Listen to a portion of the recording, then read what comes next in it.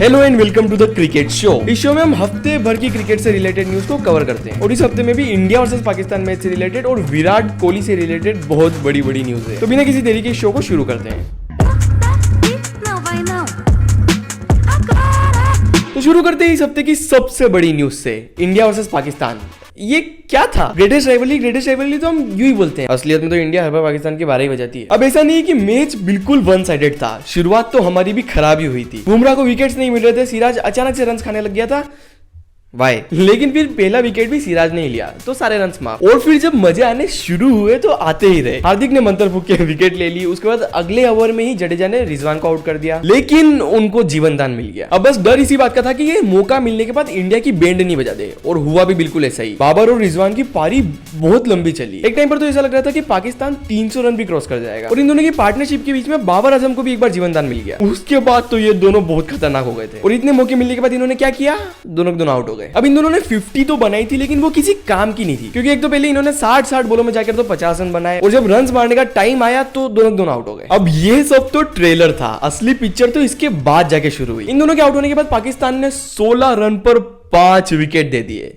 5 wicket. सारे Indian bowlers line में लगे हुए थे प्रसाद लेने के लिए। सिराज, बुमराह और कुलदीप ने तो एक ही ओवर में 2 विकेट ले लिए थे, और आखिरी ओवर में जडेजा ने इतने मौके बना दिए विकेट के जितने तो पूरे मैच में नहीं बने थे। लेकिन ये मोटा पता नहीं क्या घर से मूड बना के आया था कि मैं उंगली नहीं उठाऊंगा तो नहीं उठाऊंगा। वो एरिया हारिस रऊफ का है। ये हारिस रऊफ की उंगली करने की आदत कब जाएगी? बेचारा हमारा श्रेयस अय्यर पहले ही फॉर्म में नहीं है और ये उससे लड़ाई कर रहा है। वो चुपचाप खड़े हुए थे और हारिस ने उनकी तरफ बॉल फेंक दी। बस फिर क्या था, फिर पाकिस्तान को हराने वाला आखिरी शॉट भी श्रेयस अय्यर नहीं मारा। अब श्रेयस अय्यर की बात हो ही रही है तो इंडिया की बैटिंग की भी बात कर लेते हैं। शुभमन गिल को अक्सर अहमदाबाद बुली कहा जाता है, लेकिन वो इस साल अहमदाबाद को छोड़कर हर जगह चले। कल भी इन्होंने शुरुआत तो अच्छी करी थी, 10-11 रन बना लिए थे, रिदम में दिख रहे थे, लेकिन आउट हो गए। अब वो जब आउट हुए तो लगा ठीक है, क्योंकि फिर एंट्री हुई रोहित शर्मा और विराट कोहली की, और इन्होंने भी शुरुआत अच्छी करी। मतलब सब कुछ अच्छा चल रहा था, रन भी बन रहे थे, लेकिन फिर रोहित और विराट का रन आउट का मौका बना, जहां से हलक में आ गई थी उस टाइम। अब उस टाइम पर तो विकेट नहीं गिरा, लेकिन फिर थोड़ी देर बाद विराट कोहली का फिर से विकेट गिर गया। सबसे ज्यादा दुख तो इस इंसान को हो रहा हो उस टाइम पर, लेकिन जितना ज्यादा दुख विराट के विकेट का था, उससे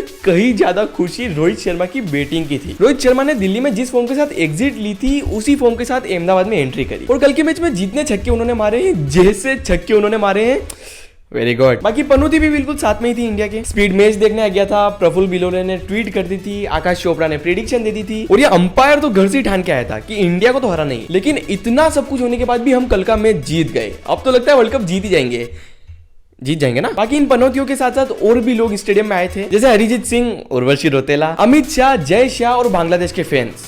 पाकिस्तान के सपोर्टर्स का तो समझ में आता है, लेकिन ये बांग्लादेश का सपोर्टर यहाँ पे क्या कर रहा है? अब इन बड़े बड़े नामों में से एक नाम मिसिंग था, भाईजान। कल भाईजान स्टेडियम में नहीं आए थे, क्योंकि भाईजान दिल में आते हैं, स्टेडियम में नहीं। तुम्हें क्या लगता है आज शुभमन गिल क्यों खेला था?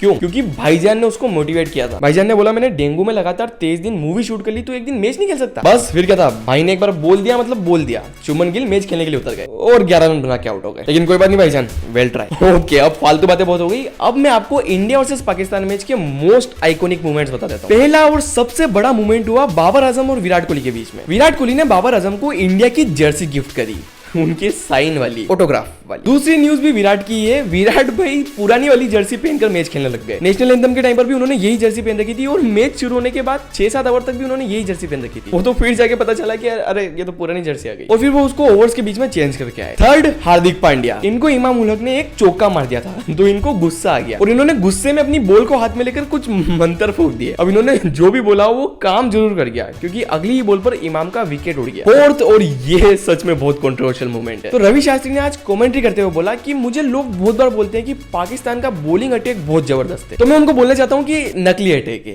शाहीन अफरीदी वसीम अकरम नहीं है, वो केवल शुरुआत में विकेट निकाल लेते हैं और फिर वो भी नहीं चलते हैं, और ऊपर से नसीम शाह के जाने के बाद तो इनका अटैक और भी खराब हो चुका है, तो हमें इन्हें ज्यादा चढ़ाना नहीं चाहिए। अब आप इसके बारे में क्या सोचते हो, मुझे कमेंट्स में जरूर बताना। ऑलराइट, अब सचिन तेंदुलकर और वीरेंद्र सहवाग दोनों ने मिलकर शोएब अख्तर को रोस्ट कर दिया। इस न्यूज को डिस्कस करते हैं हमारे अगले सेगमेंट पाकिस्तानी न्यूज में।